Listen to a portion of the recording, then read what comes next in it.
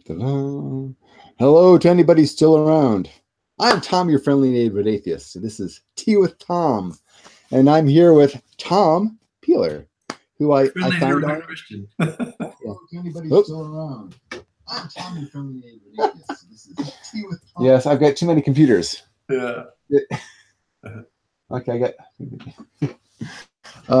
Never mind that. Never mind the man behind the curtain. That's right. Anyways, I'm here with Tom Peeler, who I found on Dogma Debate, and he was having a conversation with David Molly. And Dogma Debate and Right to Reason are two of the podcasts I listen to quite a bit, and they have these great conversations. And I with some of these people, I just get to be chomping at the bit, like, just tag me and let me give a turn. Let me at them, but because some of these questions it's very easy to get bogged down on, and I know when you're in the conversation, it's hard to get out of whatever momentum you're in. And I always feel like let me kind of nudge you out. So Tom, which I love the name Tom. That is an awesome name. Isn't it? Say. Good Christian name. We're doubting Thomas. I'm a doubting Thomas. So tell us a little bit about yourself. I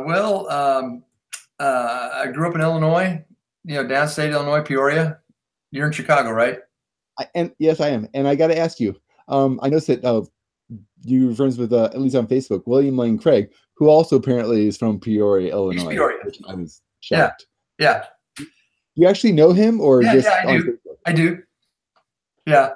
He comes to Houston and teaches a class every other semester where he comes and spends the whole week on campus, and it's like 3 hours every day. And I took a class from him one time just because I wanted to meet him and interact with him. And he's a very bright guy. And it comes to find out, he was from East Peoria and I was Peoria, so I think he's a year or two older than me, maybe. So we were in high school together at the same time, in the same, funny. See, my claim to fame is I went to the same high school as Madonna. You know, singer Madonna? Yeah. Not at the same time. Well, my daughter was at the same high school as Beyonce, so here in Houston. So I would have rather gone to her high school. Yeah. Anyway, so I grew up in Illinois. I went to Southern Illinois University. Got a degree in accounting. Played football there, and much to my eternal regret, 4 knee operations and 2 ankle surgeries and a concussion or 2 later. Anyway, then I went in the Marine Corps. To get my PhD in misery, and I was in the Marine Corps in active duty for 8 years, and got out and just had a different civilian career. I was with Arthur Andersen, big Wall Street firm, as a stockbroker for a while. Then I went back to Rice University and MD Anderson Cancer Center, and then back to Arthur Andersen, and then to Electronic Data Systems, and then Continental Airlines. And when Continental merged with United about 5 years ago, my job moved to Chicago. And even though I commuted to Chicago for about 9 months, that wasn't really a long-term solution for me. So I stayed in Houston and effectively just retired and started going back to school. And so I've been taking, I discovered the wonderful world of audit instead of taking courses for credit. And the University of St. Thomas here, they've got a Center for Thomistic Studies. They study, Thomas Aquinas, who's a expositor of Aristotle. And so I've been taking, I've probably taken 30 hours of, master's and graduate PhD classes over there. One a semester, sometimes 2, but usually 1. And they let me, do it. So I go and study philosophy, and I love it. So that's awesome. Yeah. My grandmother, she was still taking classes. You can hear myself. She was taking classes well into her 90s. Yeah, I'll never quit taking classes. I mean, I'm an inveterate. I'm a student. That's what I am. I'm a student. Um, so I'm not a scholar. And when I say scholar, I don't read the Immanuel Kant's Critique of Pure Reason in German. I don't read Aristotle in Greek. I don't read Aquinas in Latin. I don't dot all the I's and cross the T's, but I like to understand what they're saying. So I'm a student, but I'm not I'm not an academic. I'm more of a dabbler. Yeah. I do a lot of philosophy, but a lot of sciences and physics and yeah, a lot of biology and just a wide range of things. Yeah. Me too. I love that. It's all fascinating. So yeah. Go on. No, I'm done. So the reason why I'm doing these talks, these conversations, like I said, I hear people like you having conversations with people I know, and I'm just chomping at the bit.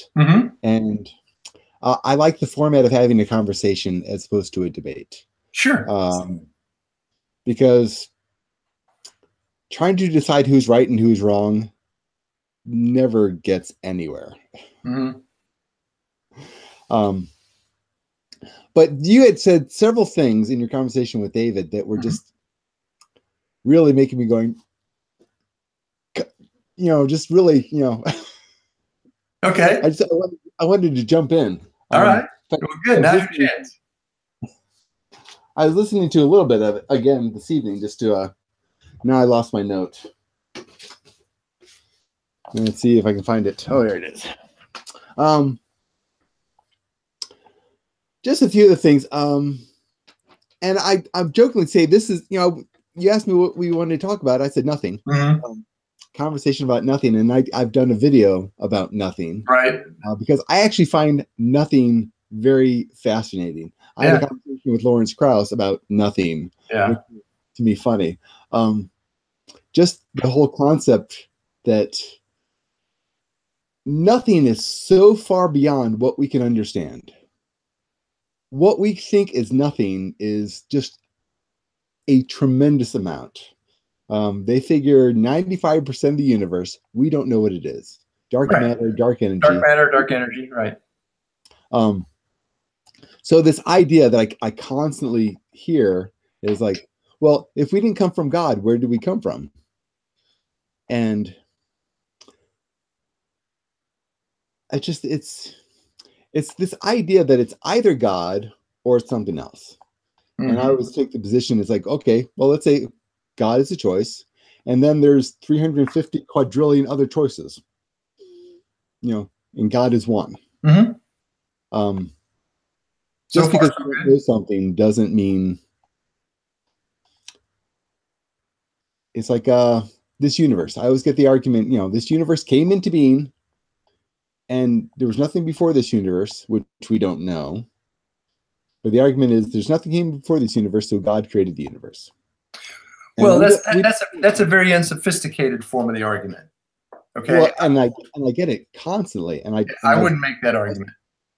I started doing videos basically because I was tired of having the same conversations over and over again. And I thought, well, I'll do a video, and then I'll just when I get into that conversation, I'll just point them to the.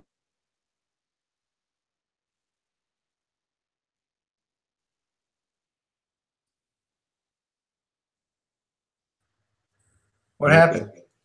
I don't know, lost it for a second. Yeah, but we're back. Yes. Anyhow, so I have several of my own hypotheses. And basically I had the idea that energy, which, energy begets matter, energy, which takes up no space, could have existed eternally. So the energy that created the matter that made up our universe has always existed. And it may be that the energy has created universe after universe after universe after universe. I also have the idea that the 95% that we don't know could be overlapping universes, of which, if this one is, say, 5%, there could be 19 other universes overlap on top of ours. There's a band called the Eels, and the lead singer's father was a theoretical physicist, And he came up with the idea of the multiverse, which at the time everyone kind of laughed at him. And since his death, they've come to accept that the math works out. So the multiverse is another hypothesis. Okay. Can I turn your volume down? You want me to turn my volume down? Yeah. Sure. I think that's why I'm getting feedback. Is that any better? Well, let's see if I talk. But anyways, my point is, sure, there might be a God. I could never say that there is no God because I don't know. So you're really agnostic? I got to the point that I really don't care. I see no reason to believe that there's a God. I tried until I was about 40. Until about 40, I tried to believe that there was a God because everyone in my family believed in God. It's a funny story. As a child, about 10 years old, I gave up on Santa Claus and God about the same time. But we still had Christmas, and I still got presents that said from Santa. Still had to go to church. So I just thought Santa and God were just, these fairy tales, traditions. Yeah. And when I was 17, I went to work, and the guy I worked with was a young Earth creationist, which just blew me away. And I came home saying, "What a nutbag! This guy actually thinks God is real." And my stepmother said, "Of course God is real." And I was like, "Oh, really?" And is Santa Claus also real? Which was probably not a good answer, but and that's led to my current she does not speak to me. But that's a whole nother story. Yeah. So I tried really hard because all my family believed that God was real. I got as far as pantheism, the idea that the universe is God. That God does not have a consciousness, God does not have impact. God just is the universal energy, and it has balance. Well, yeah, the universe is the ultimate reality. Yeah. And I got to the point where it's like, I can't see there's no balance. Good and evil, there's no balance. There's just things. And I gave up on the idea of God. And I got to say, it was a relief to me because I was trying so hard. And it's like, why am I trying so hard to believe that there's something, anything? And once I stopped trying, it's like, this is easy. God, who cares? I see no reason to believe that there's a God. So I'm atheist all the way. Oh, okay. I'm agnostic on the idea of God because agnostic is just a point of knowledge. But I see no reason to think there's a God. Zero. Nothing. Okay. Just there's a quadrillion answers that we haven't found yet. God is one of them, as far as I'm concerned. And the idea that it's a particular God just seems ridiculous to me. Okay. The Christian God or the Muslim God or the Hindu God or the Greek gods or Egyptian gods or there's so many gods. Well, mankind has come up with. If I could say most of those gods are ridiculous to me too. Okay. Yeah. So but the thing is, to the people that believe in them, they are just as real to them as yours is to you. Well, that's really irrelevant to the truth claim, though, right? I mean, well, I can believe something, wholeheartedly. That doesn't make it true. I mean, what makes it true is if it matches with reality. How things are. I mean, there is a God or there isn't. I mean, how does you're a Christian, correct? Yes, I am. So you believe in the God that is described in the Bible? Yes, I do. What makes you think that particular God is real? Well, that's kind of a long story. I start with natural philosophy. I start with observation. That's a sort of a scientific way to do it, right? I start with I call it common sense metaphysics. Okay. Metaphysics being the most general attempt to understand reality, what there is. And so there's two parts of that. There's the reality and there's the understanding. Okay, and the reality part is a subset of metaphysics that's often called ontology, the study of being. What everything that is, everything that exists. So that's why it's the broadest of the sciences. Okay, physics is matter and energy. We've got social sciences, biological sciences, life science. Every science has its subject. Okay, but the subject of metaphysics is everything that exists. Okay. So that's the question we're trying to answer. What exists? Does God exist? Does souls exist? Does heaven exist? Does hell exist? Is there a moral law? Is there a moral code? Is there any point to any of this? Is there any meaning? Is there any purpose? All those kind of questions, that humans have wrestled with over the centuries. And now I want to ask you all those questions. Yeah. Okay. Yeah. I know they're great questions. I mean, I spent the last 16 years probably reading close to 1,000 books in biology, chemistry, philosophy, theology, cosmology, physics, trying to assimilate this information, trying to make sense of it. Okay, and hey, Tom. Anyway, so there's that part. There's the part of metaphysics is the being part. Yeah. Just real quick. I just want to say hello to everyone who's logging on and is joining the conversation. I'd love to be part of the conversation, but unfortunately I can only do one at a time. So I appreciate everyone who's watching right now. Hello, and hopefully there's not too much feedback. But I see you there chatting it up. So keep asking questions. And if you have any good questions, I will have Tom or myself answer them later. But anyways, if not answer, we'll address them anyway. Yes. Yeah. And so then the other part of it is the big piece is the epistemological part. How do I know? Right? How do I know anything? And the history of philosophy is really interesting in that regard. And because from the time of the pre-Socratics all the way up to it kind of started with Descartes, but really Immanuel Kant was the nail in the coffin of sensorialism. The view of was that there's an out there, an external world, and an in here, my mind, an internal world, my awareness, my consciousness, whatever you want to call it. And that the out there informs the in here. Okay. Well, Immanuel Kant sort of turned all that around. He claimed he did. He called it this Copernican revolution. He said that the reality doesn't inform the mind shapes reality. All right.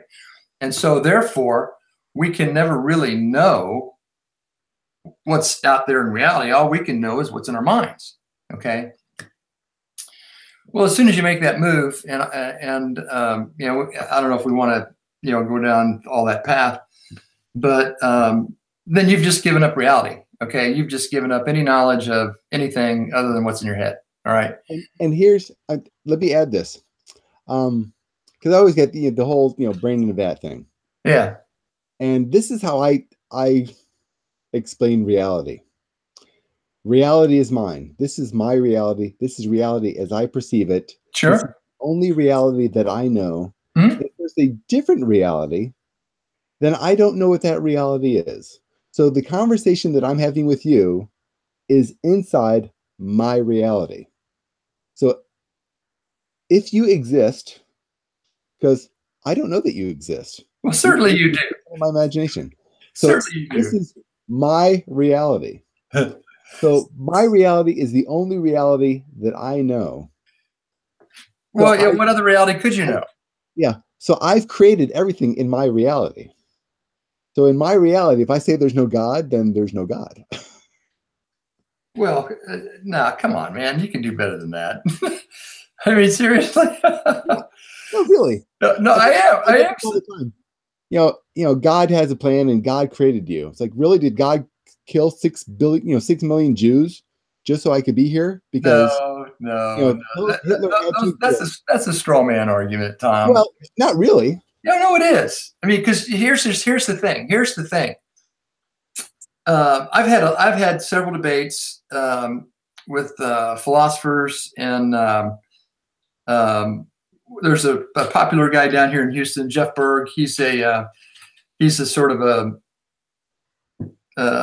he's a local attorney. He's well known. He's got a radio show. He's a I don't know, sort of a progressive politically, and a great guy. I mean, we've become friends. I mean, you know, heck, I had lunch with him just a few weeks ago when I got back from Israel. We had a wonderful time talking about that, and we're friends. We're good friends. Okay, I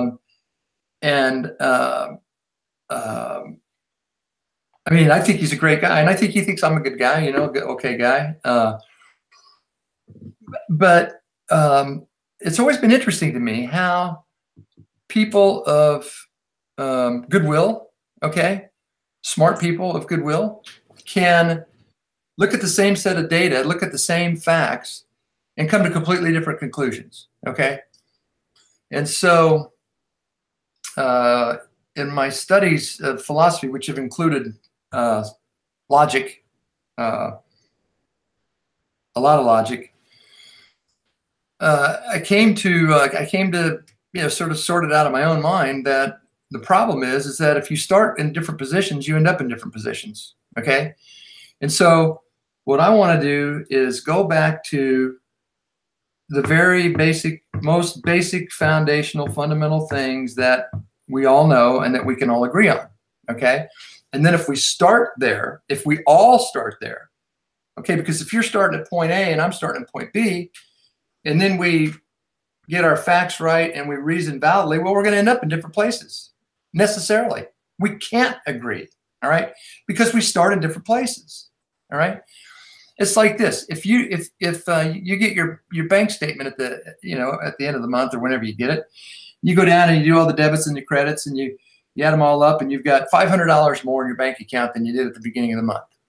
Well, what's your ending balance? Well, you don't know until you know what? Your beginning balance, all right? And if you don't know your beginning balance, or you're guessing at your beginning balance, then the best you can do is be uncertain about your ending balance, or you're going to most likely be wrong, okay? Well, when it comes to banks, the only thing you really know is how much money you have in your hand, because what's in the bank. Well, yeah, maybe I'm just illustrating, okay? You get the concept, well, right? So it works with. I used to have this argument with my ex-wife about what red is. We'd argue about, and now I have it with my daughter. Yeah. We argue over if something's blue or blue-green. We color we can't agree on, because is the red that I see the red that you see? Chances are no, because but the fact is that we're both seeing something red. Okay, so there's a and this is a huge issue that a lot of people don't get. And this is I try to I mean, it took me a while to understand this. There's two sides to this metaphysics project. There's the being side, okay, and there's the knowing side. All right, and we could talk a little bit more about well, we'll talk more about both those sides, but just because something exists doesn't necessarily mean that I can make the epistemological or the knowledge claim that I know what it is, or exactly what it is, or how it is in every detail. But all sense realism, and I'm an immediate sense realist, as one of my favorite philosophy professors says. He says you're an inveterate immediate sense realist. And we all are, okay? You are too. Even if you would deny it, okay, that you can't really know reality, I promise you, when you get up to go out of your walk out of your room and go to bed or whatever, you're not going to try to walk through the wall, okay? You're going to go through the door. I mean, we all know, all right, if we're going to be reasonable and serious with ourselves, yeah, that there's an out there and there's an in here, all right? Yeah. And out there is what informs in here. Yes. I'm not creating the out there in my mind. I'm receiving through my senses. That's how we connect to the universe. We've got a material connection right now through, fiber optics and satellites, and, who else knows what other switches and routers and repeaters and whatnot. But if there was no physical connection between us, we couldn't communicate. I mean, I would have no way of knowing that you're there, and you would have no way of knowing that I'm here. So sensation is what connects us to reality. Our five senses. Now, the problem is, or the question, not really a problem yet. But the question then becomes, this physical world that I sense, you know, I see, I hear, I taste, I touch, I smell, this physical world, is that all there is? Okay, that's the question. All right. And, you know, Plato wrestled around with that question, and every philosopher, you know, from the pre-Socratics on, that's one of the questions. You know, what else is real? All right, because it's pretty. How much do you know about string theory? I know that it's impossible to prove. I know that there's a whole bunch of different versions of it. I've got a couple of books on it from physicists on my shelf here. I could probably find the one that where the guy says it's not even false. You know, I mean, so string theories, some interesting mathematics. I mean, it's way beyond me. And the reason I bring this up is because, I mean, for a long time, I learned about, you know, that everything's made up of atoms, and atoms Right. are basically 99.9 dead space. Mm-hmm. If you were to take all the atoms and collapse the whole world, it would be like a grain of sand. I mean, it would collapse into basically nothing. Mm-hmm. And string theory, as I understand it, is basically the idea that the atoms are almost woven into a fabric that begets reality. That things that seem solid, that are made up of these atoms that are basically nothing. Well, what makes things seem solid. The strings are little loops that vibrate at different frequencies, right? Yeah. Okay. But they're the things appear to be solid. At least that's well, general. I mean, the Greek word atom means indivisible. Okay. Yeah. Atom. A is the negative in Greek, like Gnostic is to know, agnostic to not to know, theist, atheist, you know, like that. And so an atom is something that couldn't be divided any smaller. Yeah. All right. And, you know, at one point, you know, we thought that was the, you know, the proton and the neutron. And then now we know it's the quarks. And then there's, you know, there's maybe something smaller than the quarks even. I don't know. I don't keep up with that. And it's crazy. But I think string theory says that there may be as many as 10 dimensions. But, you know, like 6 of them are so small that they, you know, we can't detect them with our senses. Yeah. But mathematics says that they're there. And I mean, I'm you know, okay. I mean, and I think that's what ties into the multiverse, the idea of the multiverse. That well, it could. I mean, you know, overlapping. But dimension. The multiverse. But there's no way to empirically ever. Yeah.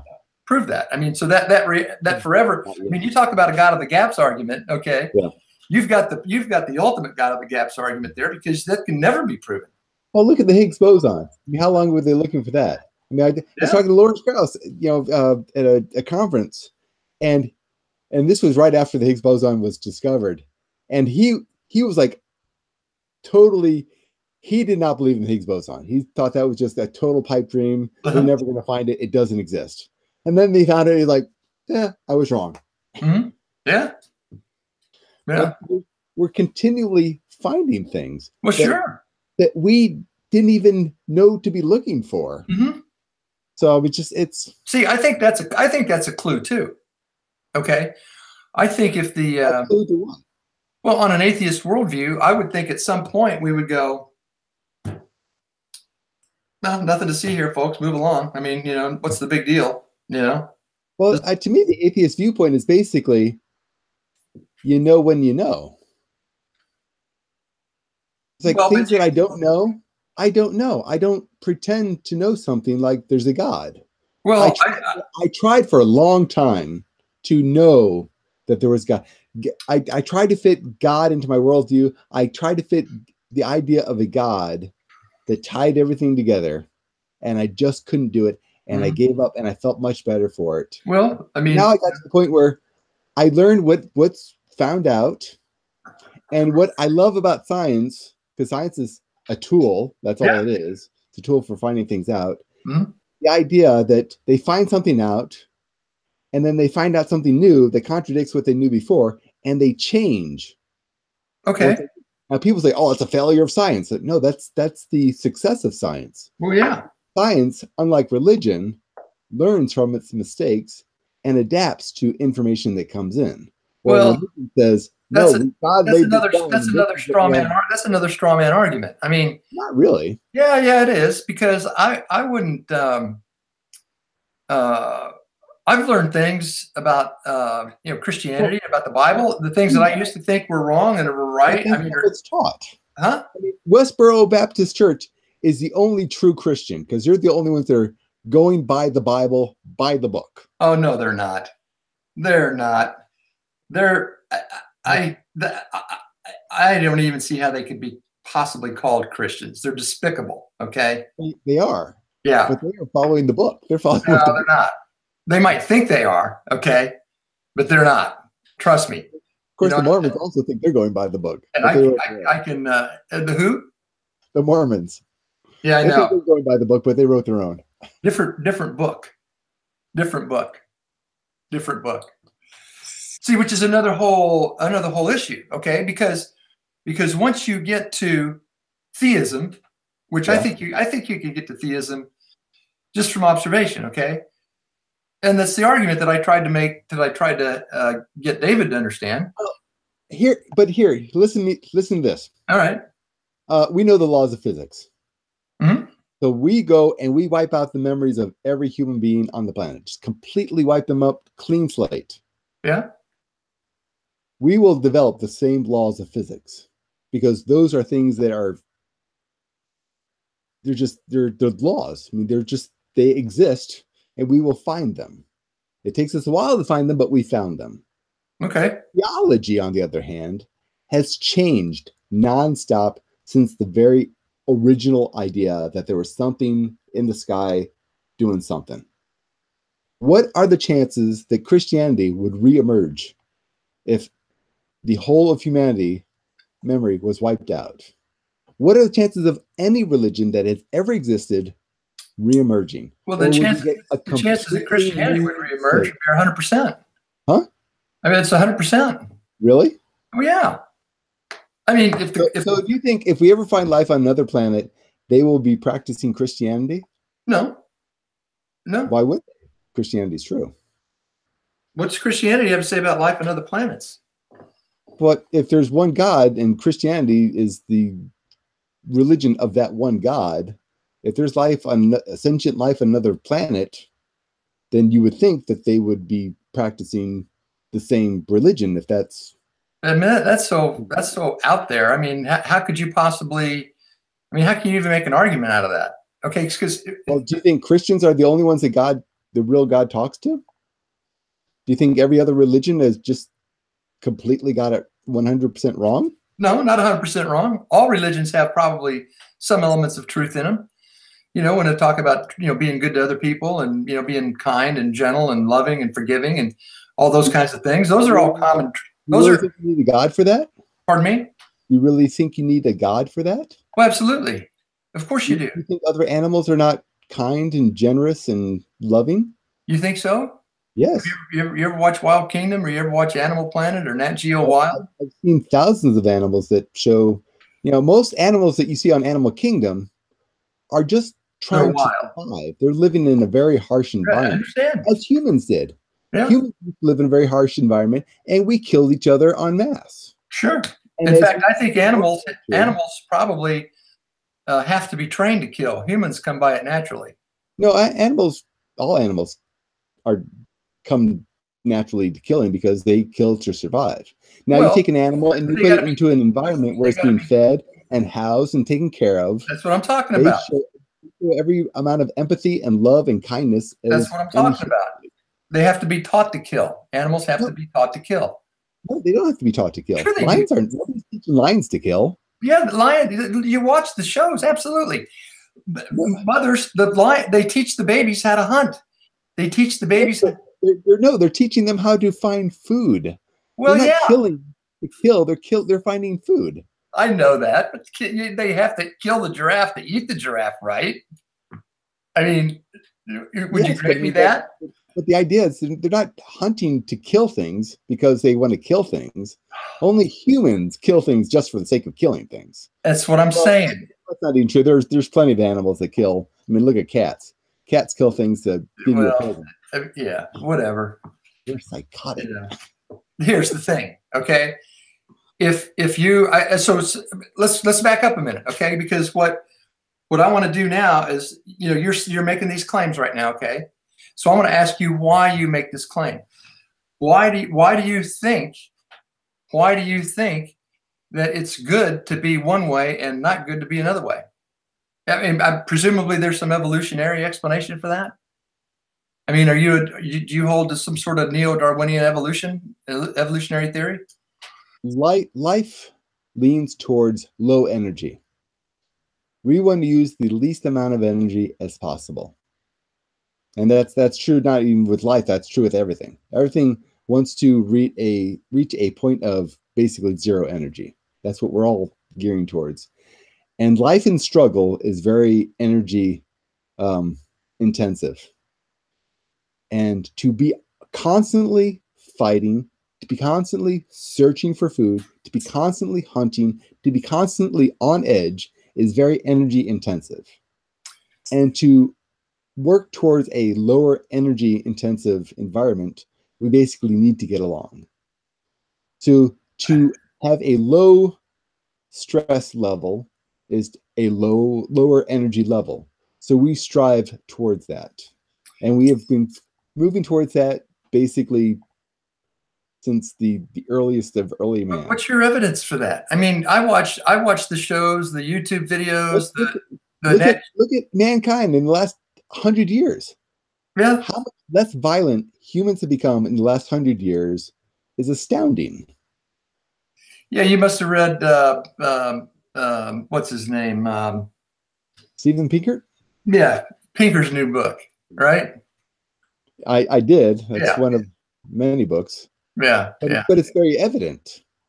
Well, but the question still remains, okay? What makes it okay what law is there that you and I both have to adhere to? Well, read the Bible. What does the Bible say about stoning? Basically, the Bible says stone everybody for anything. No, it does not. It does. No, it doesn't. Get it out and show me the passage. Stoning is the most common. Stoning and crucifixion are like two of the most common forms of punishment. Get it out and show me the passages where it says stone everybody for anything. Show me that. For adultery, for talking back to your parents, for any crime was stoning. Adultery, yes, that was a stoning crime back in the day. All right. Yeah. Not in the New Testament. Basically, all the basically punishments were very violent. I mean, crucifixion was incredibly a violent act. And what follows from that? Everything was very, very violent. And now when we kill people, what do we do? Now we're all worried about doing it in the most humane way possible, which is good. It's a good thing. Why is it a good thing? Why? Yeah. I mean, because it doesn't glorify death. Well, so what? Watch Passion of the Christ. It glorifies death and brutality. That's irrelevant to the question I'm asking, Thomas. I'm asking you why I should care about anything on your worldview. If I'm going to be a consistent atheist, okay? Yeah. I think atheism is not an assumption. It's a conclusion. All right. The argument goes like this. There's a couple of them. All right. We'll do the first one this way. This is the materialism argument. Only material things exist, right? The world of science, all right? The sensible world, the empirical world, the physical world, the natural world. That's all there is. That's ultimate reality, all right? Well, I disagree. So then you open up the possibility. I've already said that 95% of the universe, we don't know what it is. Well, but it's still natural if it exists. And if it's in a physical form, then it's. Well, there's nothing that has ever been shown to be supernatural. Well, but yeah, if you would let me finish the argument, I think I could make an argument that would show you that there is. I want to clarify that what you were saying about me wasn't necessarily true. What was I saying? I'm trying to remember how you put it, but basically everything natural everything we see is all there is.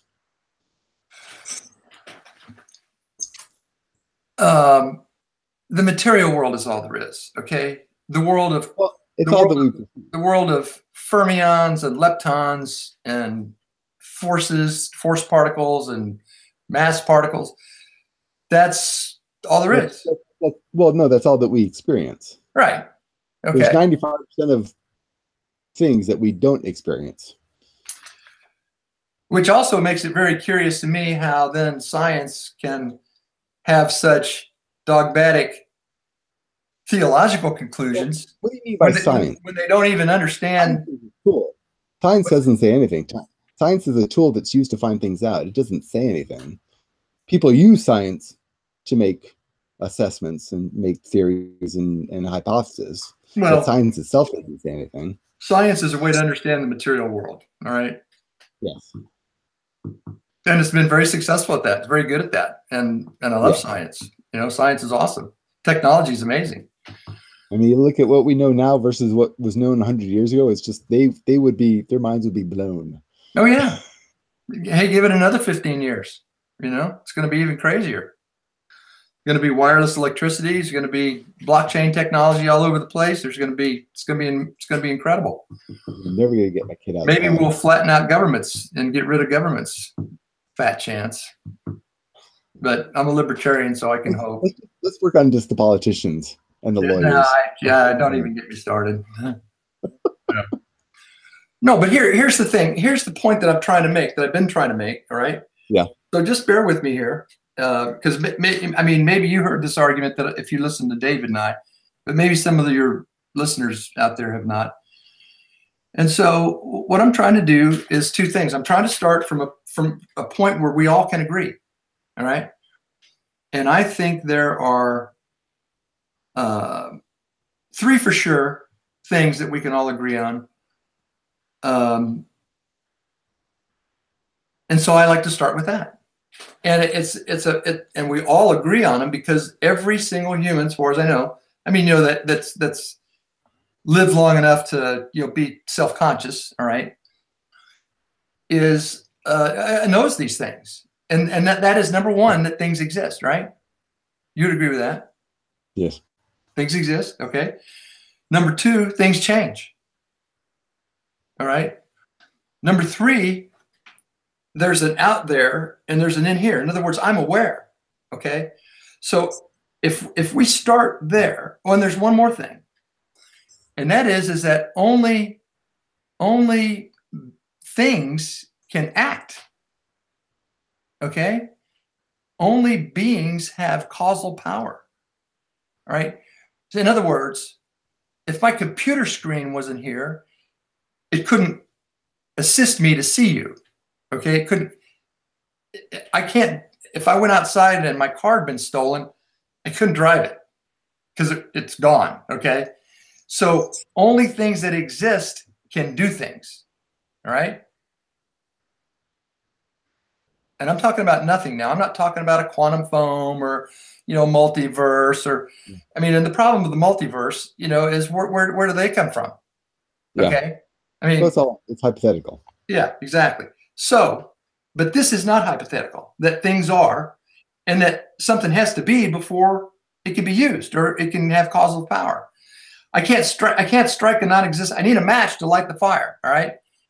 I can't light the fire without a match. All right. You got to have the match has to be before I can light the fire. Yes. So given those two statements, I know that if ever, and this goes back to your nothing thing, because nothing is fascinating. Nothing's just a linguistic construct, I think. All right. Everything is though. Well, no. Some things are real. So they're more than a linguistic construct.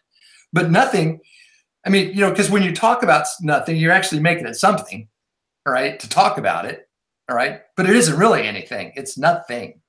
It's a lack of being. Yes. Okay. But I'm going to argue here in just a second that there's never been nothing. And ever. I make the same argument. Okay. Well, okay. Then we'll get there, and then we'll have the conversation about how do we decide then if we both agree that there's an eternal being. All right. Well, I don't agree that there's an eternal being. Well, just a second. I agree that there's never been nothing. Well, you just agreed. You just and I just said that in the video I made was if nothing can come from nothing, and we're here, and Then there's never been nothing. If there's always something, then there's no need for God. No, if there's always something, that's going to turn out to be God. And no, it could be energy. No, it couldn't be energy. Why can't it be energy? Well, because the first law and second laws of thermodynamics say that. Okay, science says that. Okay, so let's say God is the first particle of energy, and not a particle of energy. See, here, you got to follow. And I'm not talking about Bible here. I'm talking. I'm just talking. You're making the assumption that God had to be the first thing. No. I'm not making that assumption. This is going to be the conclusion to an argument. All right. And here's how the argument works. It's called modus tollens. It goes like this. I'll say it informally, okay? If this is true, then that's true, all right? If I win the lottery, I have a lot of money, right? Yes. But I don't have a lot of money, so did I win the lottery? No, I didn't. Yeah. Okay? That's how it works. If this is true, then that's true by implication, but the implication's false, so the first statement's also false. So it goes like this. So if there was ever nothing, there'd still be nothing. Okay? So there was never, ever nothing. Well, that's the conclusion. So if nothing, then nothing, but something, things exist, right? So there was never nothing. And to say never nothing, flip it around, it's a contrapositive, is to say that there's always been something. Correct. Okay, and always existing is eternal. I mean, it never wasn't. Sure. Okay? Sure. All right. Now, so we agree about that. All right? Yeah. So now the next thing to do is to think about, well, who are the candidates for this eternal, let's just call it a being for now, or an eternal thing, if that... Well, I don't think it needs to be a being. Well, a being just means to be an existent, something that exists. Okay? Would you think energy is a being? Of course energy exists. No, I said, would you call energy a being? Would you describe energy as a being? Just pure energy? Well, I don't know. The eternal? Huh? When I think of eternal, something that has always existed, I think of energy. See, but I don't think of anything with any kind of consciousness. Well, but here, just a something second. with no thought. You're a science. No idea. You're a science guy. You're a science guy, and you know if you're a science guy, that things go. They graduate from hypothesis to theory to law, right? Yeah. That's the steps. At least as far as I remember from Mr. Millington in my 7th grade science class. Hypothesis, theory, law, and there are very few laws. Okay. Yes. The law, because laws explain all the data that has ever been seen. Okay. And so, and all it takes to disprove a law is to have one piece of data that's not explained. And then boom, we're right. Then we got to do the self-correcting thing, right? Okay. Yes. So, the first and second laws of thermodynamics are two of the most certain laws. Wait a minute. The laws of thermodynamics. The laws of thermodynamics are predicated on this universe. Well, yeah, that's the one we live in. Only apply to this universe. The laws of thermodynamics only are in a closed system, which is this universe. Exactly. Had this universe been energy before it was this universe, the laws of thermodynamics didn't exist. It was a whole different set of laws. See, but that is just a flight of fancy. There's got to be a flight of fancy. No. No. There's no argument about. I mean, you might as well say that tooth fairies did it, or the Keebler elves did it, or that's just. I mean, that's the same as saying God did it. No, because if you'll listen, because you're saying that, like, what came before this universe? For all you or I know, a quadrillion other universes could have existed before this one. And the laws of physics could have been different in each and every one. They could have been completely and utterly different, utterly unimaginable. And how does that even bear whatsoever on our conversation? I mean, I don't even know. What's so what? Laws of thermodynamics. Huh? You're using the laws of thermodynamics to say that energy couldn't exist in a void. Well, how the laws of thermodynamics. You understand general relativity in space and time, right? Space and time. Universe. You know, we live in a space-time continuum. Okay, if there's matter, there's space. If there's matter, there's time. If it's all in this universe of a piece. Well, yeah. Well, where do you live? I mean, where do you live? But what I'm saying is, this universe isn't necessarily the only universe that exists or has ever existed. For all we know, there's a quadrillion different universes. You have zero data about that, though. That's correct. Just the idlest of speculations. But so is God. No, he isn't. He's why have there been so many different ideas of God? I mean, there's been thousands. Even Christianity. There's thousands of versions of Christianity that cannot decide on which. Are you going to keep throwing up these straw men that have really nothing to do? Or are you going to let? Are you going to let me? God, and I'm just trying to say. Finish the argument. Utterly inconceivable amount of other options. Are you going to let me finish the argument? Are you going to let me finish the argument? Finish. Okay. So we have an eternal being, all right? And an eternal something. If you don't like the word being, we have an eternal something, all right? Yes. An eternal existent, an eternal, I'm going to say being because it indicates something that's not nothing, okay? It's the word that we use in English all the time, to be, the infinitive, okay? When you think of an entity with thought. No. This is a being, you know. This mouse, this is a being. It's a thing, okay? It's something. All right. I have paper, and I call you a being, a human being. Yeah, exactly. A mouse, and paper. A human being. All right. You just modified the being. I will not call light a being. Well, all right. I think your audience maybe there's something eternal. Maybe they get the point. All right. So would you be happier if I said thing? No, just say something. There's something eternal. There's an eternal something. Yes. Are we good with that terminology? We can proceed now?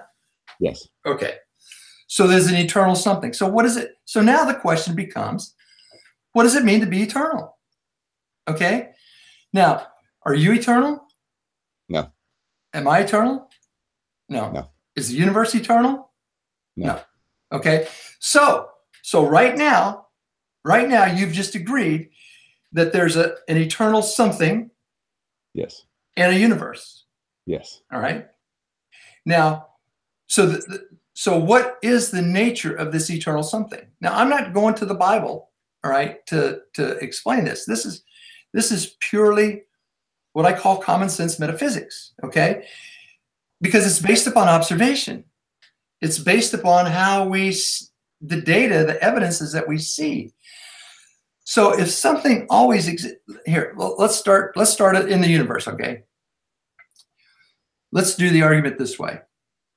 Let me set it up for your listeners this way, because sometimes people say that there could be an infinite regress of causes to explain things, okay? And I think that's false, and I think, you know, your listeners can decide, but I think I've got a way to help show that doesn't explain anything, all right? So let's say, okay, right now I've got one of my favorite fountain pens in my hand right now. But let's say, for the sake of the argument, I don't have it right now, all right? I don't have the fountain pen in my hand. No fountain pen, okay? And so I say, hey, Dave, or Tom, excuse me. I say, hey, Tom, can I borrow your fountain pen, okay? And you go, nah, I don't have one, man, but just a second. David has one. So you call David. He says, no, man, I don't have one either. And he calls Fred, and he calls Paula, and he calls Kim, and he calls Calvin, and he calls Austin, and William, and Tessa, and they call, and they could call a million.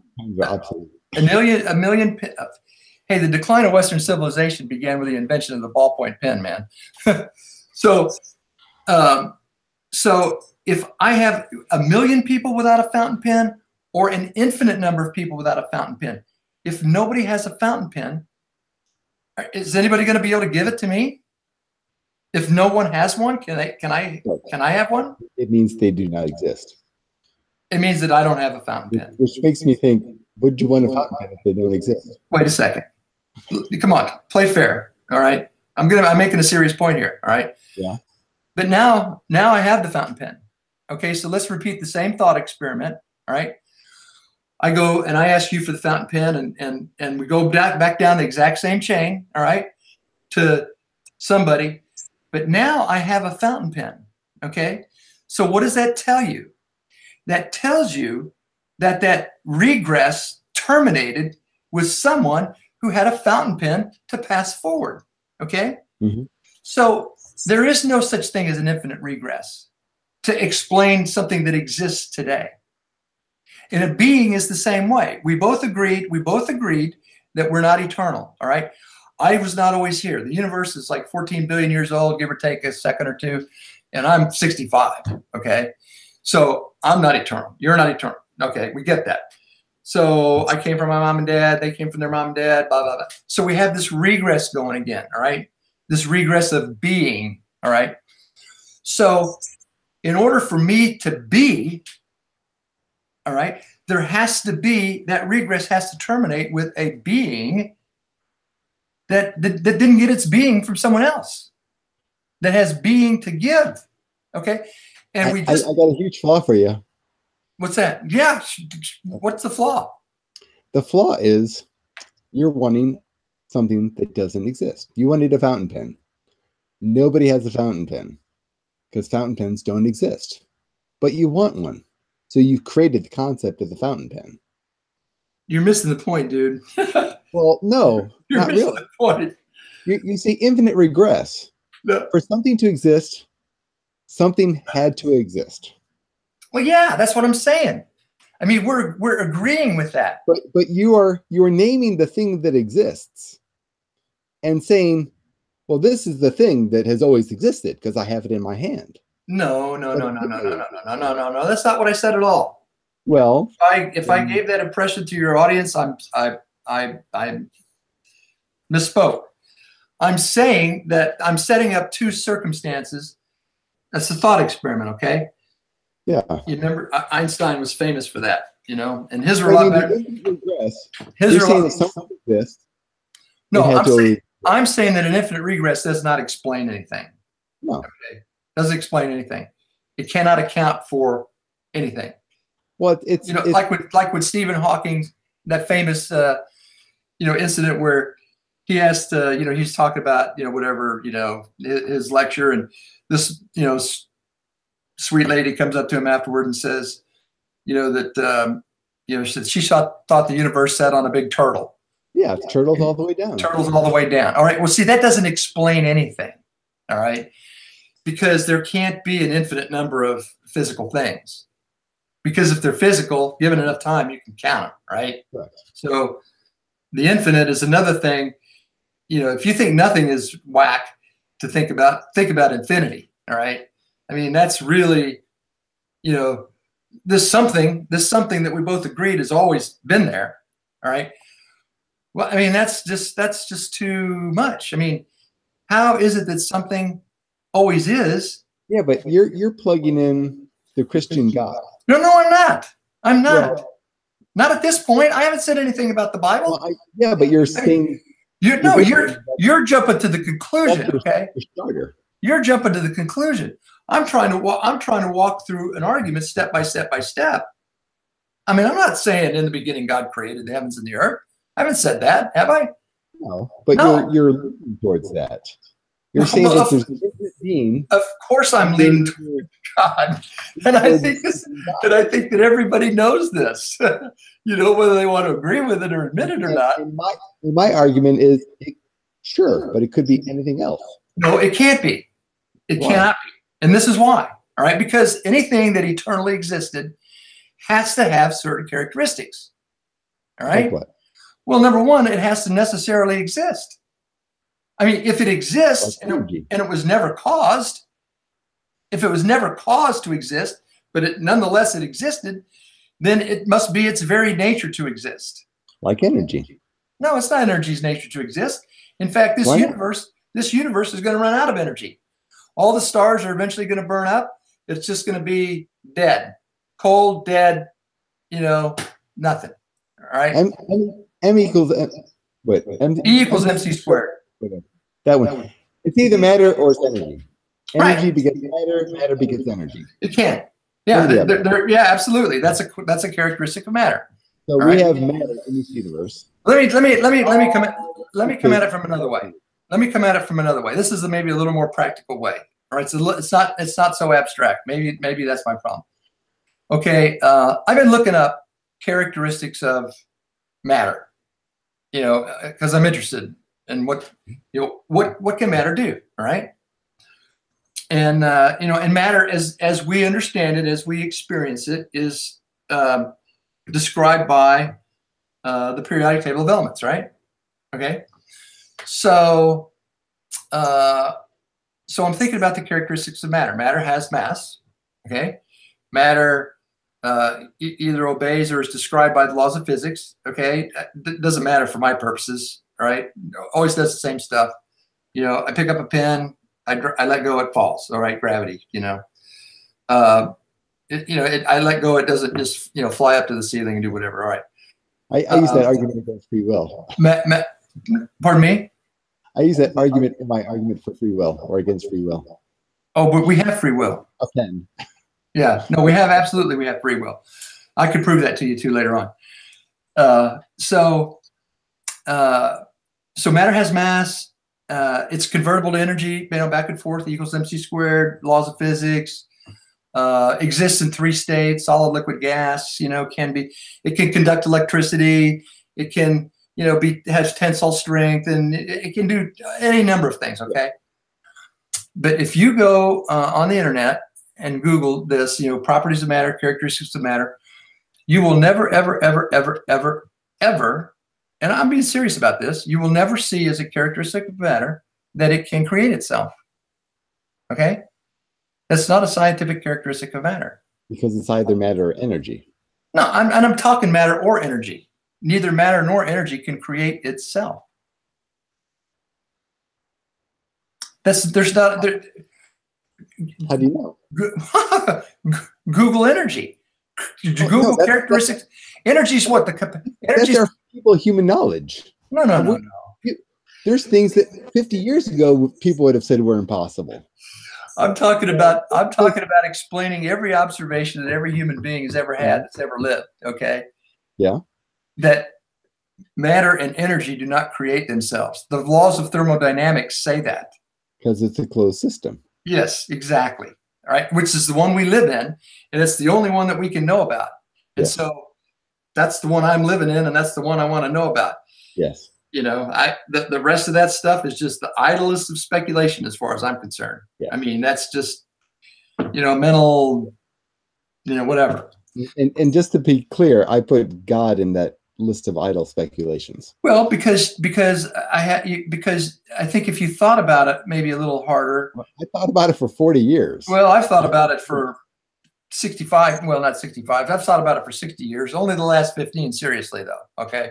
So, but if you have a being that always existed, then what's the first thing you know about it? Is that it's eternal. It's necessary. It always existed. So that must be its nature to exist. It's not my nature to exist. So my nature is separate apart from my existence. Yeah. In other words, my existence is something that I have. All I'm saying is it could be energy. No, it can't be energy. Why can't it be? Because energy is finite. You can measure energy.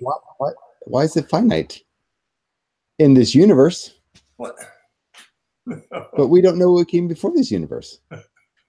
I mean, my point is that there is so much that we don't know. I agree with that. I agree with that.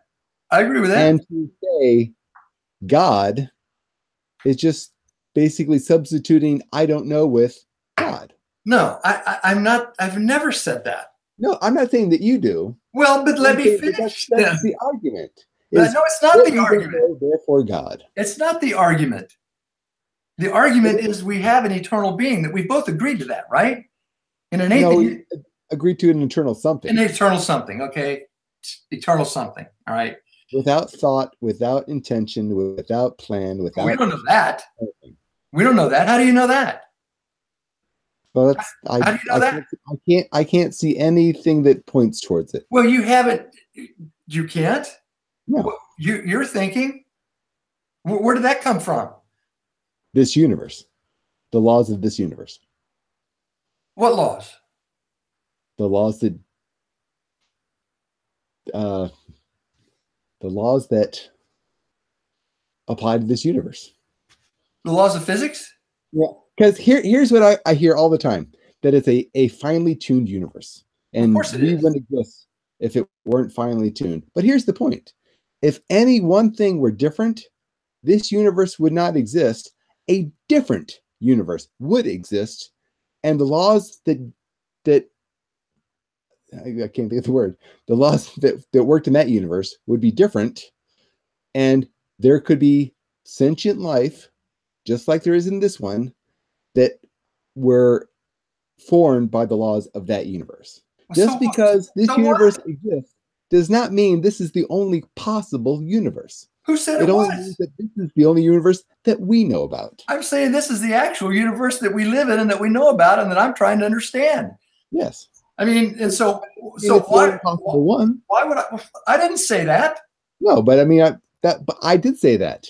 Okay. Okay. That's my argument against the finely tuned universe.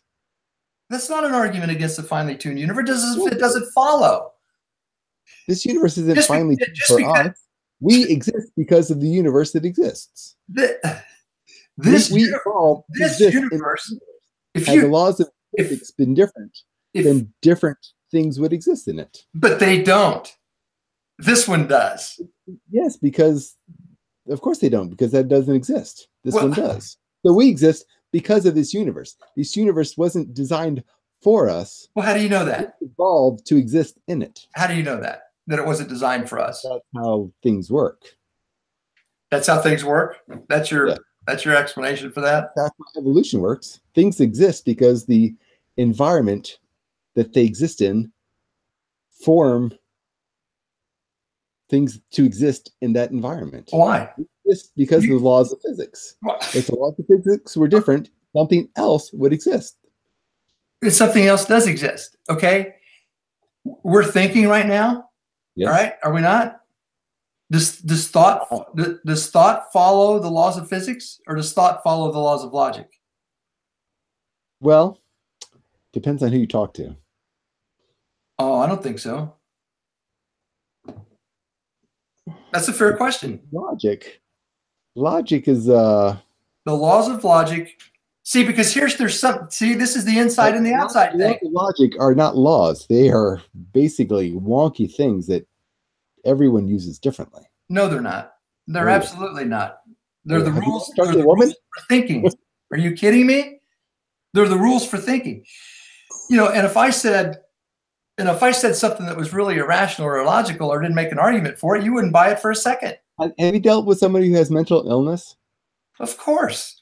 Their laws of logic are completely and utterly different. No, the laws of logic are the same. They just don't understand them. They just can't use them. No, they think that we're wrong and they're right. Well, whatever. And are they? No, they're not. That's why they're mentally ill. Okay. I mean, come on, man. I'm just saying that the laws of logic are. Do you know where the laws of logic come from? We basically came up with them. No. Like everything else, everything that exists that we have a name for, we created a name for it. They come from observation. All right. Yes. Same observation that we use when we do science. Same observation that we do when we use metaphysics. That's where the laws of logic come from, because we agree that there are things, right? Yes. There are things. Now, I asked if you look around. I asked your listeners to look around. All 30 million of them, and look at everything that they see, and the first thing they'll notice is that everything is what it is. Yes. Okay, it is everything. Huh? As we perceive it to be. Well, of course, but see, don't confuse the being issue with the knowing issue. All right. I mean, I could be a super duper cyborg, right? I mean, it's possible. Arnold, I'll be back. I could, that's possible. It's not likely, but it's possible, I guess, that I could be or I could be there's Elvis impersonators. Why couldn't there be a Tom Peeler impersonator? I mean. So, anyways, the point you're making. The point that I'm making. Eternal. What is the eternal thing? Everything. No, let's stick on the logic here for a second, because I want everybody to understand this. Daniel Dennett says this in his book, Darwin's Dangerous Idea. From like the mid '90s, and he rags on first principles. These first principles. People are always trying to make us, drag us back to these first principles, which are quite arbitrary. All right, like somebody just pulled them out of their ear or somewhere else, and I thought, no, they don't. They come from observation. They come from looking around and seeing that everything is what it is. All right. Now, whether you know what it is a separate question. But think about it. How could something exist and not be what it is? It's impossible. But again, you can't even conceive of that. So that's called the law of identity. That's the first rule of rational thought. The law of identity. Okay. Things are what they are. But again, you're talking about this particular universe. Well, of course I am, Thomas. I mean, no reason. Which one do you live in? Which one? Which one do you live in? I mean, I live in this universe. I know of only this one. This is the only one I know of. Exactly. Yeah. So let's try to. I don't pretend to know that there aren't other ones. Let's try to understand this one. All right. I mean, yes. You can I don't pretend to know anything about the other ones either. I mean, who the hell knows, right? Well, I didn't say know about them. I only said I don't pretend to know that there aren't other ones. I don't either. Hey, if there's a heaven and a hell, and the heaven ain't here and hell ain't here, then there's somewhere else, right? Outside this universe. I don't know. Well, okay. It exists. Exactly. I believe that they exist. Well, I happen to think that they do. You think that they don't. Yeah. One of them we're going to find out someday, pal. I mean, because they can't. Actually, I don't think I will. Well, it's possible. I figure when I die, I'm going to experience the universe the same way I did before I was born. Which is not at all. Okay. Yeah. So if you're right, then you're right. All right. And I agree. I grant you that. All right. But if I'm right, then you're in a bit of a pickle. Okay. Well, that's back to Pascal's wager. Well, yeah, exactly. We've already said that was ridiculous. Well, no. What we said that it was a ridiculous reason for believing something. Yeah. All right. But it's a very good reason for taking the question seriously. All right. What if I came to you with an I used to be a stockbroker. Okay. Mm-hmm. And man, what a lousy job that was. So what if I came to you with I have two ideas here. Okay. And I'm coming to you, audience. Okay. I'm a stockbroker with, Goldman Sachs. All right. One of the creme de la creme Wall Street firms. And I say, I have two investment opportunities here. And this is just going to be, spoiler alert. This is just going to be a reconfiguration of Pascal's wager in another way. All right. In a financial way. So maybe that'll connect. And I came to you and I said, look, I've got an investment here where I want you to risk everything that you have, everything that you'll ever have, everything that you might ever have. And the potential reward for that is zero, nothing. All right. On the other hand, I have this other investment that where you risk absolutely nothing. Okay. And you have the potential for infinite rewards. All right. Now, aside from anything else, would you, I mean, immediately to the first one, you'd say, well, that doesn't really sound like such a good deal, Tom. All right. I mean, it might be the one that's true. All right. It might be the one that's true, but I would like to hear about this other one. All right. Well, I mean, wouldn't you want to hear about the other one? Wouldn't you want to investigate? I would be incredibly skeptical about the other one. Well, of course you would. Anybody smart would be skeptical. That's why you need tons and tons and tons of evidence to believe, what's said in the Bible. All right. But I'll argue, and I mean, geez, we're I don't know how long much time we have, but if you read the Bible carefully, read the Gospel of John. Okay, the Gospel of John is built around 7 miracles, and in fact, in the Gospel of John, Jesus says that the very works that I do prove that I am who I say I am. Okay. In other words, nobody in the New Testament, nobody in the Old Testament is ever asked to just believe something. Okay. I mean, these people, they saw why do you think they wrote all this stuff down? Okay. Well, here's the problem.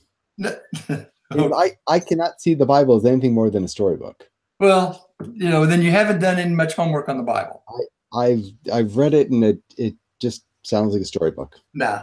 The archaeology's been confirming. Archaeological finds have been confirming biblical truths for decades. Every time they find, I think it's in Harry Potter that there's evidence that it exists. What? Yeah.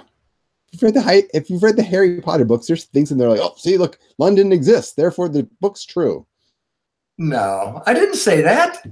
No, you didn't say that, but you're saying archaeology. You're twisting my argument around. Write a book over hundreds of years, and there wouldn't be anything. It'd be either yes, of course, there's plenty of true things that are in the Bible that are based on evidence that were written in conjunction with those events.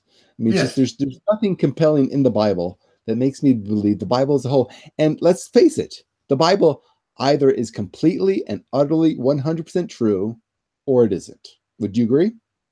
Well, I would say in the original manuscripts and the original texts, that's true. There may have been a copying error or two along the way. There may be. So why can't scholars agree on it? What can scholars? Why can't? Come on, man. Scholars can't agree on string theory. Scholars can't agree on the theory of evolution. Scholars can't agree on anything. This is a book. You should be able to agree on a book. No, a science book is a book. They can't agree on that. Well, no, a science book was written by people. The Bible was written by God. Man, you could do better than that.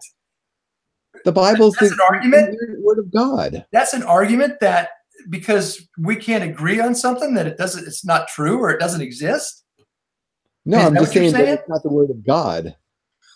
I think it was written by people. Of course it was written by people. Of course it was. Hello? Yeah. I think if a God were to have written a book, he would have written a much better book, much clearer book. How do you know? So now you're judging God, right? You know something that God doesn't. No, I'm judging the idea that a God was the ultimate author of the book. Well, if God exists, and I think there are reasons from existence, from causality, from contingency, from the fact that there's a moral law, from the fact that there's design in the universe, and everybody can see this design. Well, when you talk about moral law, yeah, you go back to why do bad things happen to good people? Where's morality? We see morality in every animal species that we can point and say that's moral behavior. When a spider eats a fly, that's immoral behavior. When a spider eats a fly, is that moral or immoral? Or is that just what spiders do? That's just what spiders do. Well, there you go.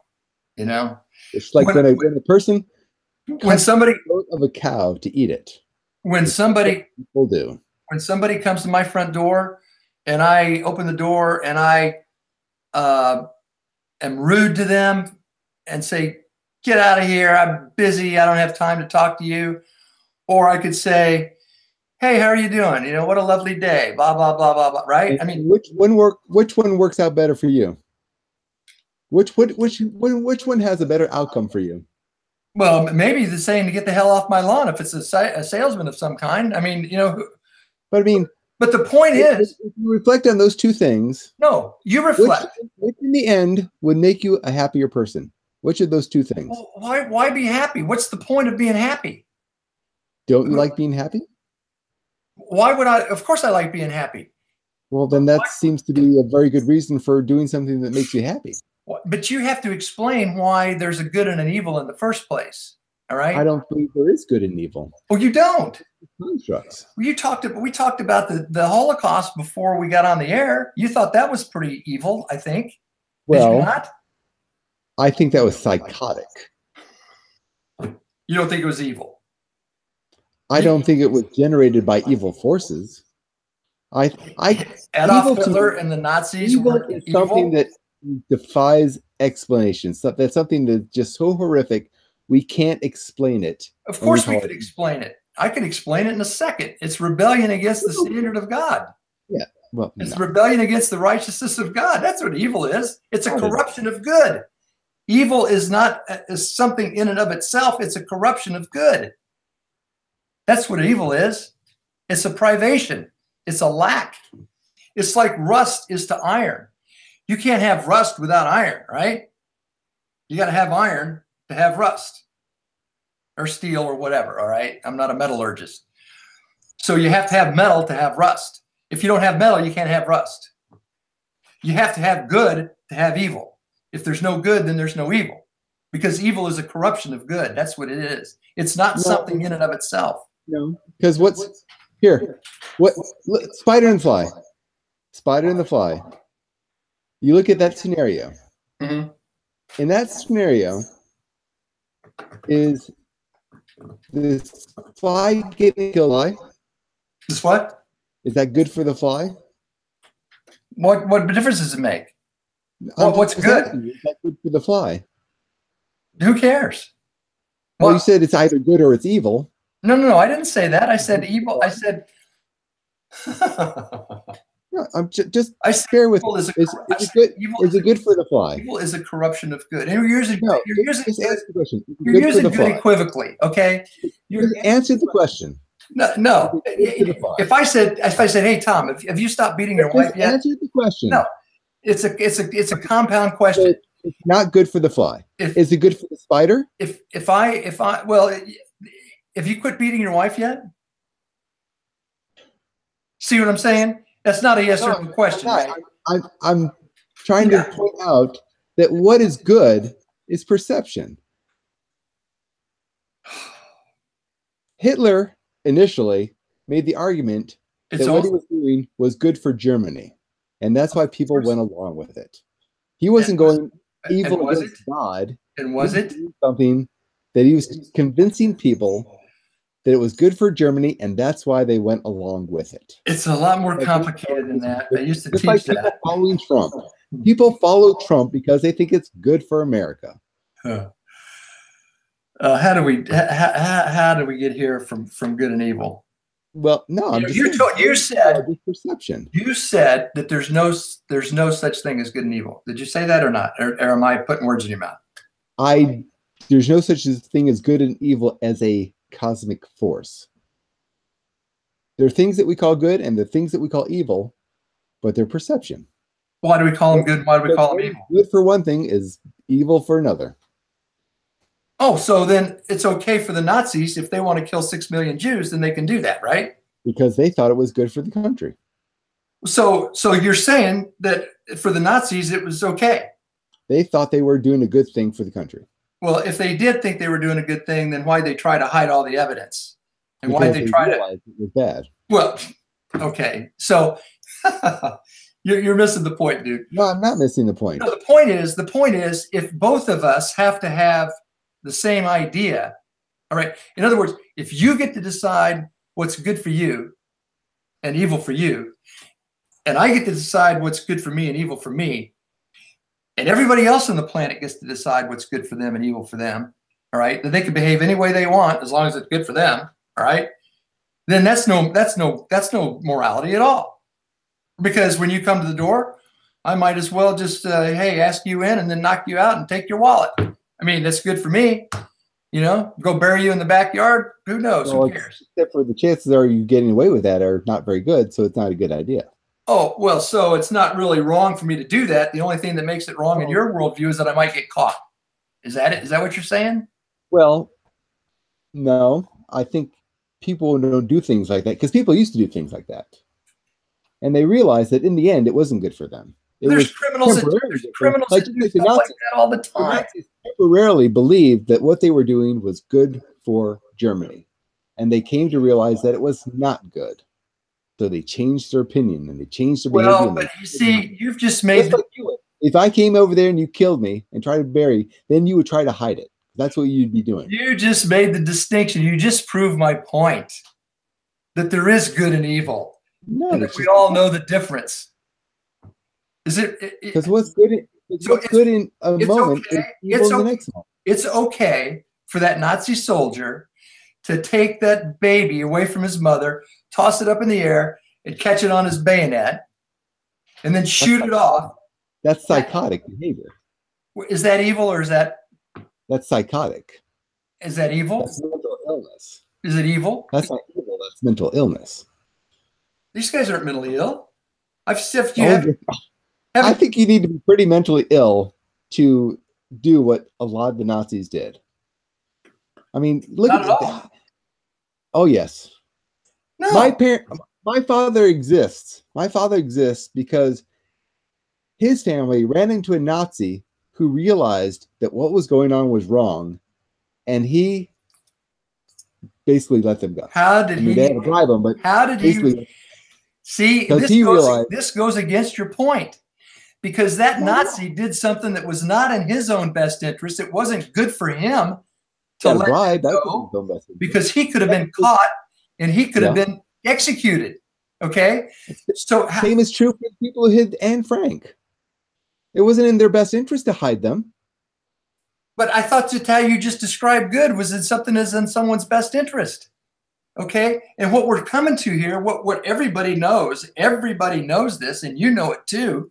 Yeah. There are right things there are right ways to think, there are right ways to speak, there are right ways to act, and there are wrong ways to act. And anybody out there can deny that there's a moral law. When I say in someone's best interest, I'm not necessarily talking about the individual's best interest. Pardon me? Like the Nazis weren't doing what they were doing for their personal best interest. They were doing what they thought was the best interest of the country.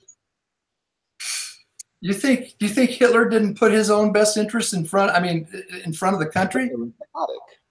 Huh? Hitler was psychotic.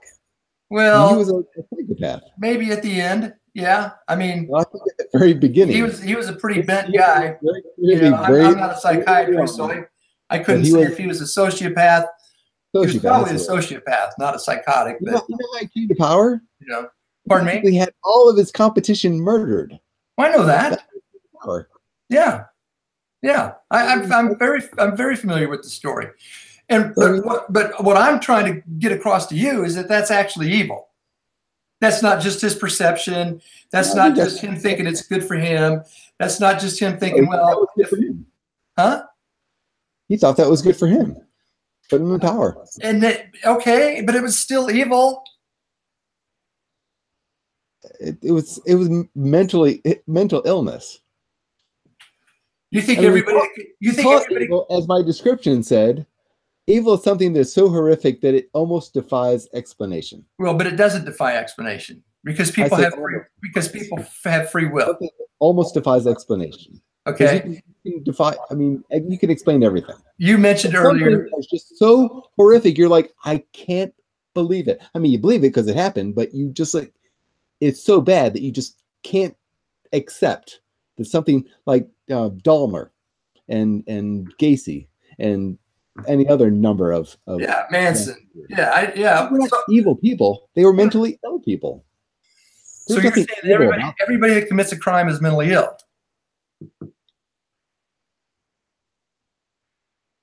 It depends on the crime. I mean, it's generally speaking, most people who commit any type of murder, mental illness is, it's a very tricky thing. We're still trying to figure that out. Mental illness.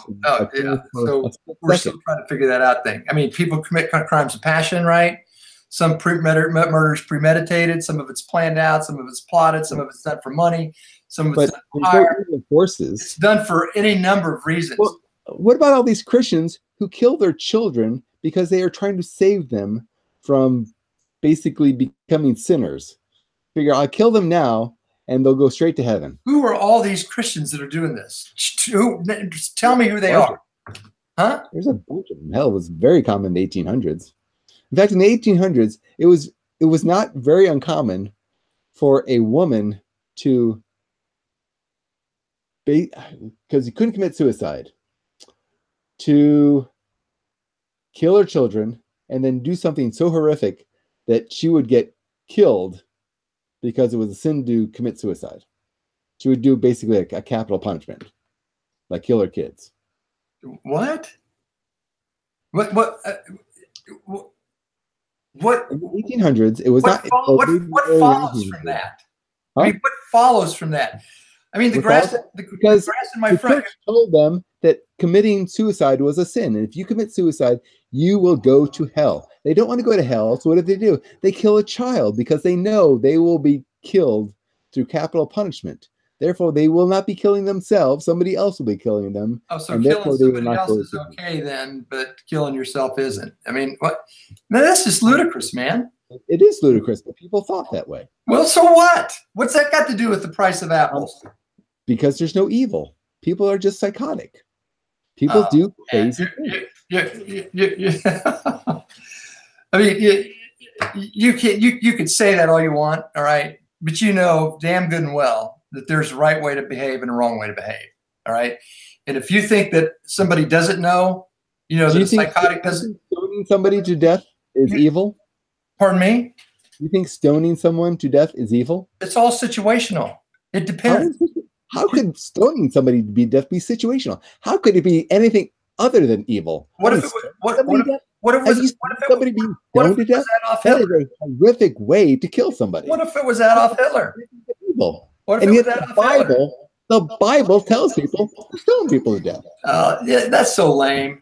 I mean, seriously, because you don't even have a basis within your worldview of atheism to account for the fact of good or evil to begin with.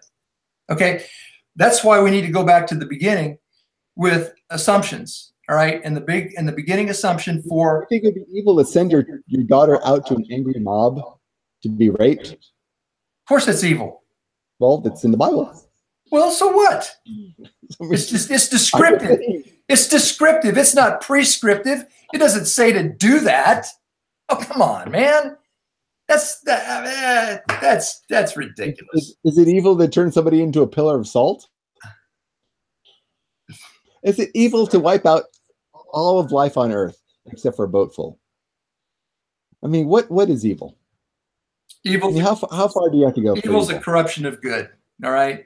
And the question is, what's good? And you have no answer for that.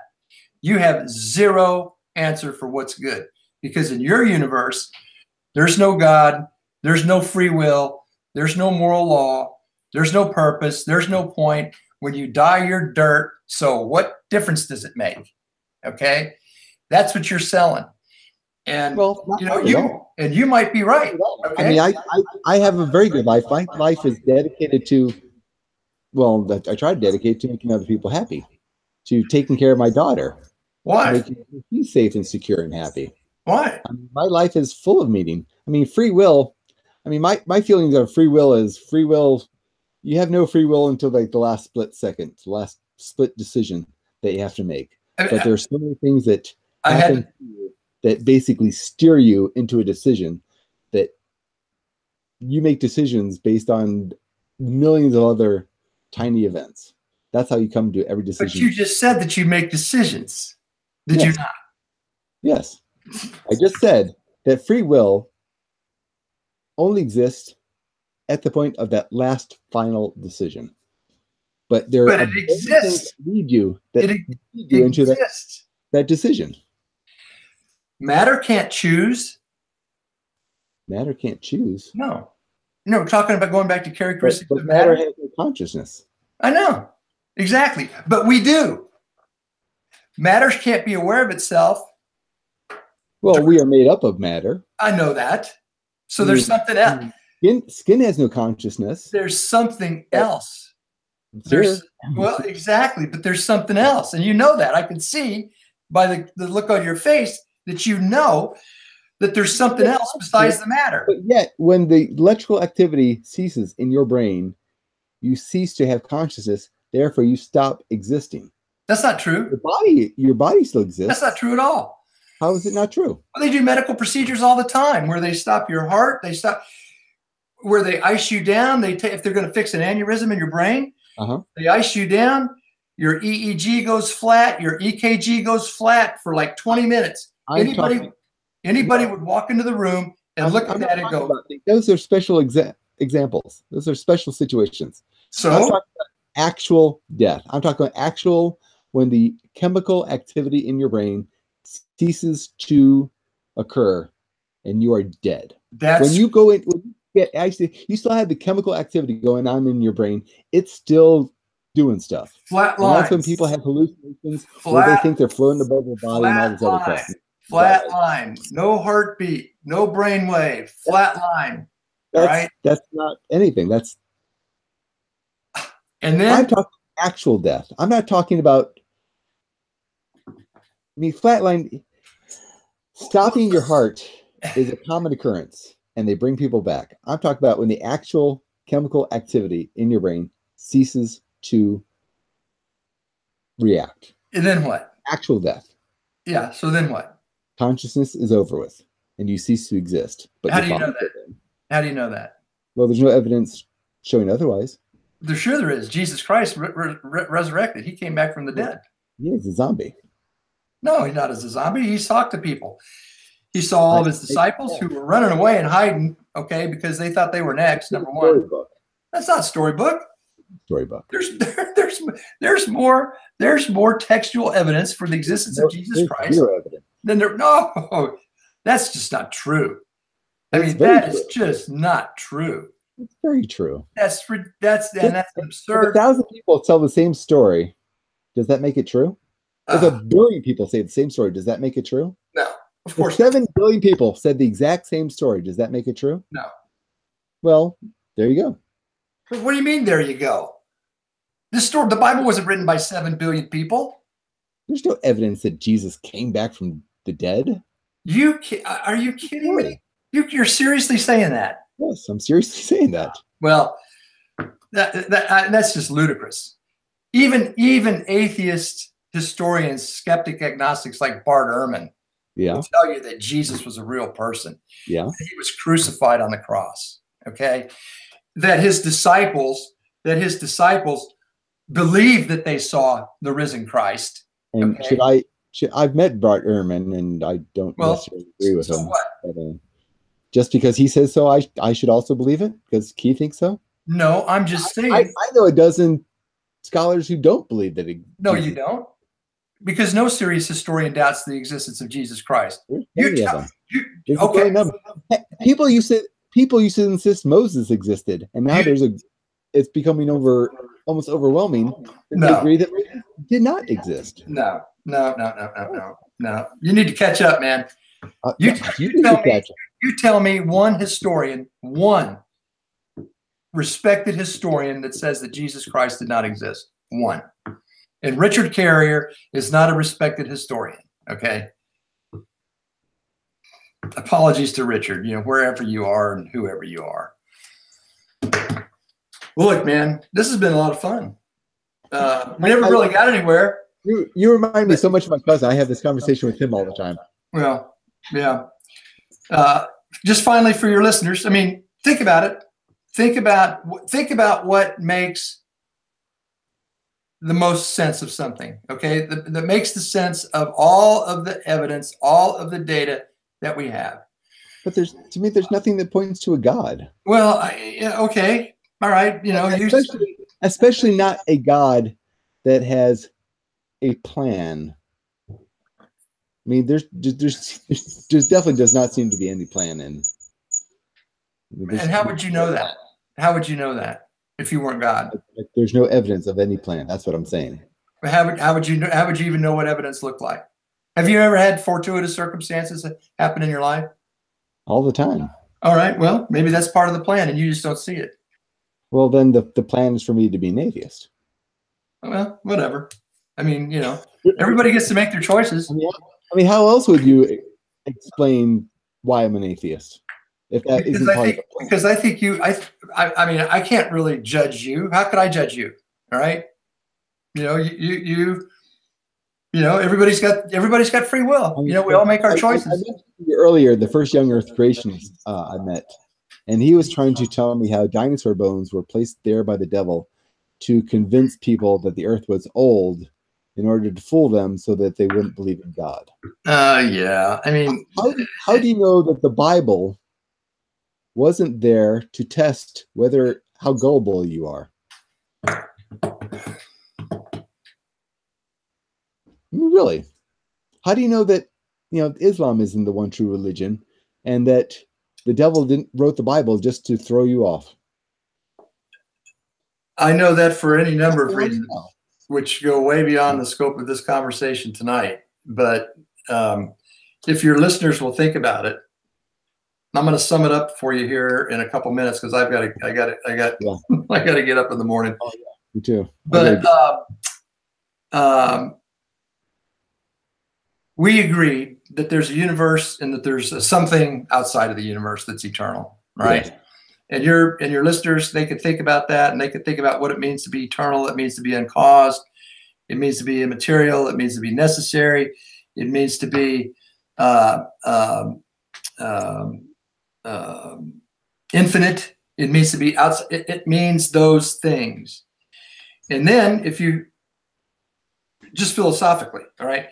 And so then if metaphysically thinking, so then if you go to the Bible and you see in the Bible, you see these same characteristics that you develop by means of rational thought, and you go back and you look in the Bible and it says that God is this way, that's what we call a clue, okay? All right? Now, I think you could prove theism, that there's a creator and a creation, all right? I'm going to call this something a creator. You can call it, you know, whatever you want to call it, a multiverse, but you really haven't called it anything yet, still at that point, all right? At least I'm making a logical deduction, all right? Well, you're making an assumption. No, I'm not making an assumption. That's a conclusion, man. The premises are... Well, your conclusion is different than my conclusion. No, it can't be. Anyway. So there's a creator and a creation. So that means theism, all right? That means theism. There's three versions of theism. There's a Judaism version of theism, there's a Christian version of theism, and there's a Muslim version of theism. A creator implies something had a plan to create. Yes, exactly. It does. I don't buy. Well, I do. So there you go. And your audience, they can make up their own minds too. That's what I mean. So that's your conclusion. Mine is different. So, and that's fine. I'm good with that. So we have Judaism, Christianity, and Islam are the three theistic religions. There's only three theistic religions. They're the three Abrahamic religions. Yeah. Well, Mormonism, I mean, that's sort of a cult. Well, Christianity. You know? No, Christianity is one of the Abrahamic religions. Yes. And Mormonism is an offshoot of Christianity. Yeah, I know. It's a well, whatever. I'm not gonna. Jehovah's Witnesses. I'm not gonna go there. Crazy Christian cults out there. Yeah, there are. What nothing to do with it. Yeah, of course there are. Yeah. But they all believe in Christ. Even the Catholics believe in Christ. They used to be Christians. Well, yeah, they are. I know a lot of Catholics that are Christians. I mean, are you kidding me? Probably most Catholics are Christians. You know, I mean, there are a lot of people that say that they're Christians that they're not. That are not Christians, I'm sure. And there are Christians who say that they're not, that probably are. Okay, so I mean, who am I to judge that? All right. Yeah.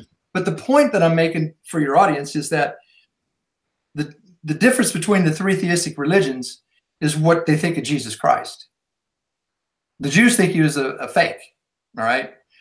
The Christians think he's the Son of God and the Savior of mankind, and the Muslims think he's a prophet.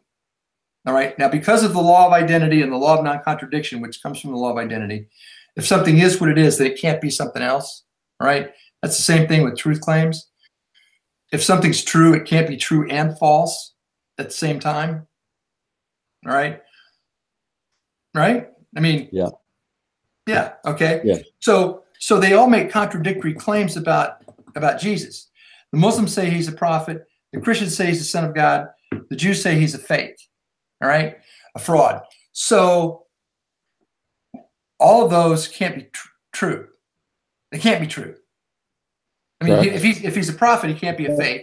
But they can't all be false. That's true. That's true. That's true. Yeah. But he's either the son of God or he's not the son of God. All right? He didn't exist. No, of course he existed. Not of course necessarily. He did. Oh yeah. And you can't find a serious historian, like I said.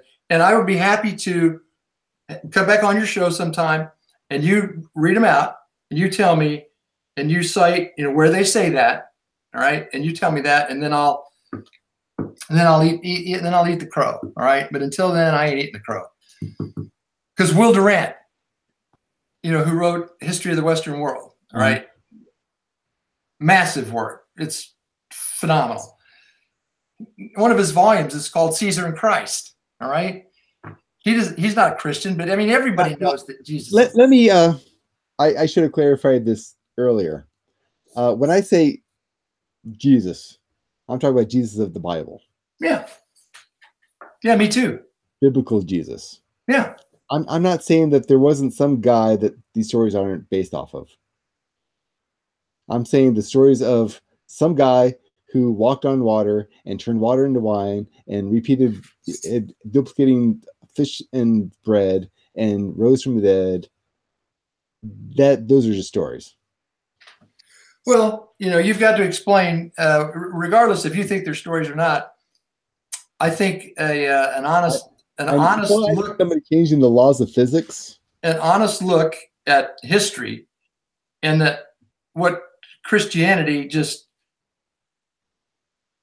out of Palestine just exploded across the face of the earth in the face of oftentimes great persecution. That's a fact. Yeah, right? But that's the same story for Mormonism. No, it isn't. It very much is. No. Great persecution, and now look at Mormon. It's huge. I mean, they believe some crazy shit. I know they do. The side of the Christians. I know. But anyway, we're getting off in the weeds here, and anyway, maybe to be continued. I really appreciate it. I mean, we should call this quits because it's been a while, and I really do appreciate you staying with me this long. No, me too. I mean, I love to talk about this stuff, and I'm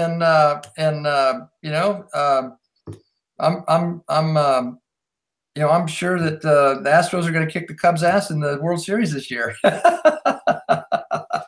Hey, the Cubs had they got their shot. They won. The curse is over. Yeah. No, it's been great talking to you. I hope I haven't been, rude or whatever. But I mean, not all. Like I said, you remind me of my cousin. I had this conversation a couple times. You got back just like, oh man, this guy can't be serious. But that I'm sure you're thinking the same thing about me. So that's all right. That's good. We're good. Anyways, Tom, again, thank you very much for staying up with me, and everyone who's been watching. Hello. And I'm going to read these comments later, which are going to be up for, I guess, a couple more hours. There was lots of comments saying poop, poop, poop. I'm not sure why, but I'm sure I'll see that later. And if there's any questions for Tom, I will pass those along. Yeah, sure. You've got my email, right? Yes. Okay. So I don't use the messenger on Facebook so much. I mean, so if you want to get something to me, use the emails faster. Okay, look. Or text. Yeah. Pardon me? I got your phone number now, too. That's right. You know where I live. All right. Thanks, man. And you're from Peoria, Illinois. That's right.